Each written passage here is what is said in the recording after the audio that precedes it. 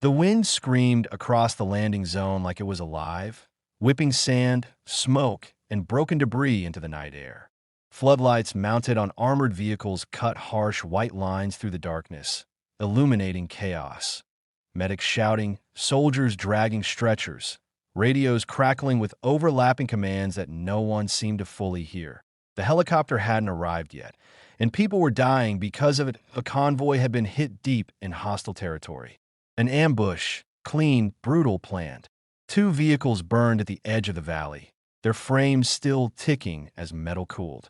Survivors lay scattered behind cover, some bleeding out, some already still. The call for emergency extraction had gone out 30 minutes ago, 30 minutes too long. Lieutenant Harris stood near the center of the landing zone, helmet under his arm, jaw tight. "Where the hell is the bird?" He snapped into his radio, static. Then a reply. Dust storm delayed her approach. "She's inbound now." Harris exhaled sharply. "She?" Before anyone could answer, headlights appeared at the far end of the tarmac. An unmarked transport truck rolling and fast. It braked hard near the command post, tires skidding on loose gravel. The back door opened, and a woman jumped down.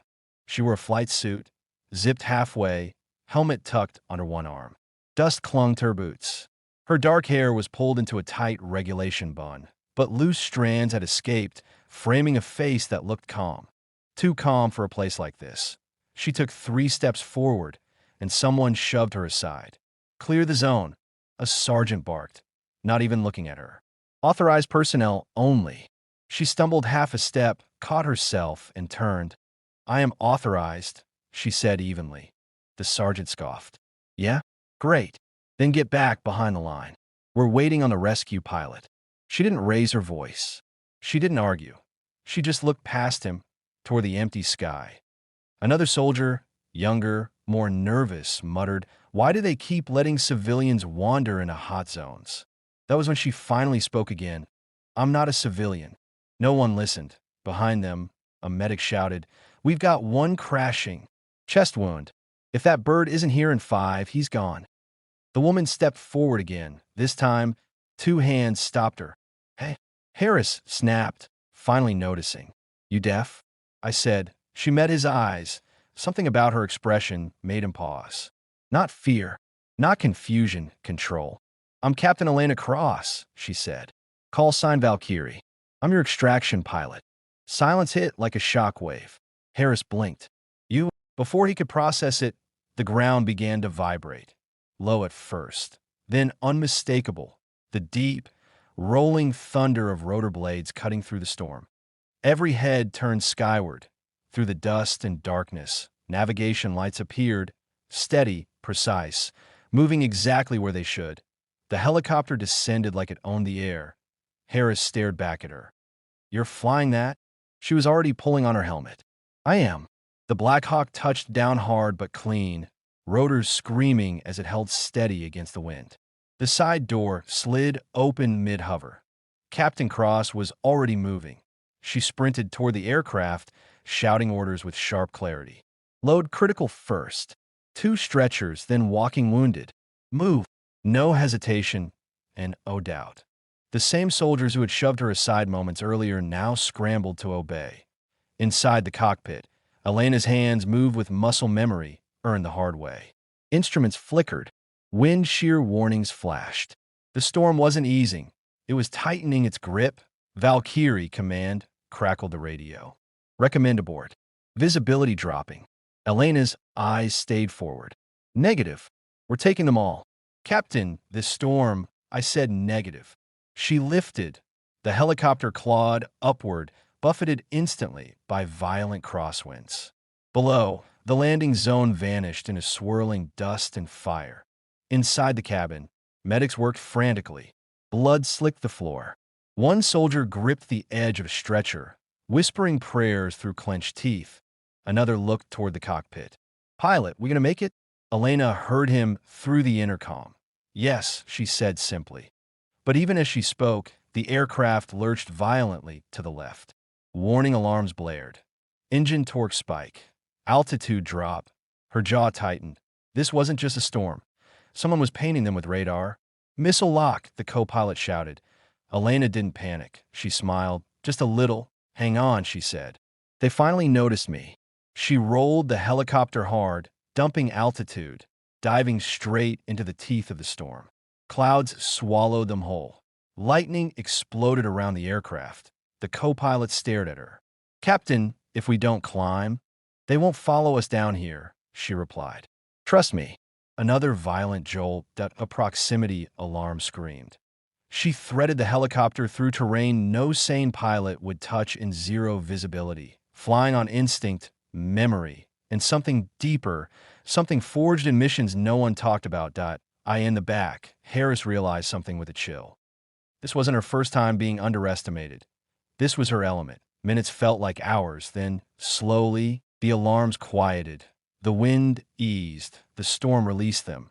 Ahead, lights, friendly airspace. The helicopter burst free of the clouds, battered but flying.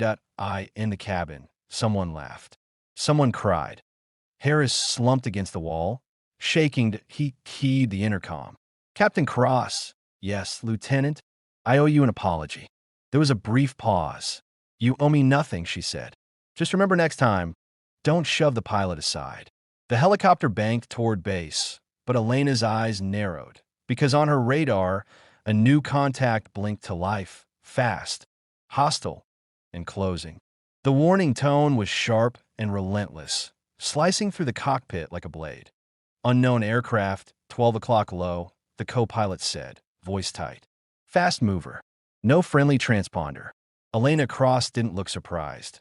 She adjusted her grip on the controls, eyes steady on the horizon as the radar contact grew brighter. Speed numbers climbed. Whoever it was, they were confident and close enough to be dangerous. In the back of the helicopter, no one knew yet. The wounded groaned softly as medics worked in silence now, exhausted hands moving on instinct. Blood-soaked gloves were swapped for fresh ones. Lines were taped down against the shaking floor. One soldier stared at the ceiling, lips moving without sound.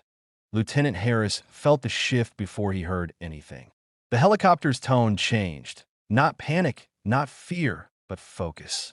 Like a predator deciding how to strike, that he leaned toward the intercom panel. Captain, what's going on up there?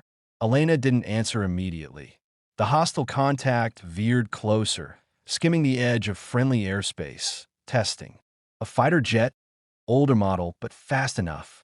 Probably piloted by someone eager to make statement. Her co-pilot swallowed. Command hasn't cleared us to engage or evade aggressively. If they fire, they won't, Elena said calmly. How do you know? Because if they wanted us gone, she replied, we wouldn't still be here. The fighter swept past them at a distance, close enough that the helicopter shuddered in its wake. In the cabin, someone shouted, what the hell was that? Harris grabbed a strap, heart hammering. Captain. Elena finally keyed the intercom. Her voice was level, almost gentle. Everyone stay seated. We're not in danger. A pause, yet the fighter looped around. This time, it locked radar to a solid tone. Missile ready. The co-pilot looked at her, eyes wide. Captain, we need authorization. Elena exhaled slowly. She remembered the academy instructors who said she was too small to handle high-stress airframes. The commanders who assumed she was support staff. The way hands had shoved her aside tonight, dismissing her before she'd spoken a word. She rolled her shoulders once. Then she spoke into the radio. Unidentified aircraft. This is Rescue Bird Valkyrie, carrying critical wounded. You are violating protected airspace. Disengage immediately.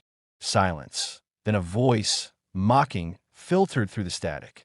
That's a negative, Valkyrie. You're flying too close to our border. Elena smiled thinly. Check your map again. The fighter surged closer, as if daring her to blink. The co-pilot whispered, Captain. Elena's fingers danced across the console. Countermeasures armed. Terrain display zoomed in. If he fires, the co-pilot said, we don't have the speed to outrun it. No, Elena replied. But we have something better. She pitched the helicopter down sharply. The sudden dive slammed everyone against their harnesses in the cabin. Medics shouted as equipment rattled and swung. Harris felt his stomach drop as the horizon vanished again, replaced by dark terrain rushing up far too fast. "What is she doing?" someone yelled. Elena flew straight toward the mountains. The fighter hesitated. "No way, the hostile pilot muttered, then cursed as Elena plunged into a narrow canyon, walls rising on both sides like stone jaws. The fighter couldn't follow. Too tight, too risky. Elena threaded the helicopter through the canyon at terrifying speed, inches from disaster, reading the terrain like she'd memorized it, which she had. This route had been part of her training years ago. Back when no one thought she'd ever be trusted to fly it operationally, she practiced it anyway. The radar lock broke. The warning tone died. Behind them, the fighter peeled away, defeated by patience and precision rather than firepower. Only when they cleared the canyon and leveled out did Elena slow her breathing. The co-pilot let out a shaky laugh. "Remind me to never doubt you again." "You shouldn't doubt preparation," she said. "Gender's irrelevant." The base came into view. Lights steady. Runway cleared. In the cabin. Relief crashed over everyone at once. Someone started crying openly. Another soldier laughed, hysterical, gripping his buddy's hand. Harris felt his throat tighten that he keyed the intercom again. "Captain Cross, I don't think any of us would be alive if it wasn't for you." This time, her reply carried something warmer. "That's why I fly." The helicopter touched down smoothly, despite the damage, despite the storm still rumbling in the distance. Medics rushed in as soon as the rotor slowed, pulling stretchers free, shouting updates, wheeling the wounded toward waiting surgeons. Bright lights replaced darkness. Clean floors replaced blood-slick metal. As the last stretcher left the aircraft, Harris stepped down from the cabin. Elena was already removing her helmet. Up close, she looked younger than he expected. Tired. Dust-streaked. A faint cut on her brow she hadn't bothered to notice. He stopped in front of her. The words stuck. Finally, he straightened and saluted. Perfectly. Not because of her rank, because she'd earned it. "I misjudged you," he said quietly. "We all did." She returned the salute, then lowered her hand. "You misjudged the uniform," she corrected. "Not me." Words spread fast after that night. About the storm flight, about the canyon run, about the rescue pilot who'd stared down a fighter jet without firing a single round, and about the moment, caught on a security camera, later replayed again and again, when she'd been shoved aside at the landing zone. The same clip showed what happened next, her stepping forward, naming herself, taking command. Within weeks, Captain Elena Cross was requested specifically for high-risk extractions. New pilots studied her flight data. Commanders stopped assuming. And soldiers, every single one, learned to look twice before deciding who mattered. Because sometimes the person you shove aside is the one who brings you home alive. That if you enjoyed this powerful story, subscribe to the channel Her Brave Stories for more unforgettable courage, sacrifice, and strength.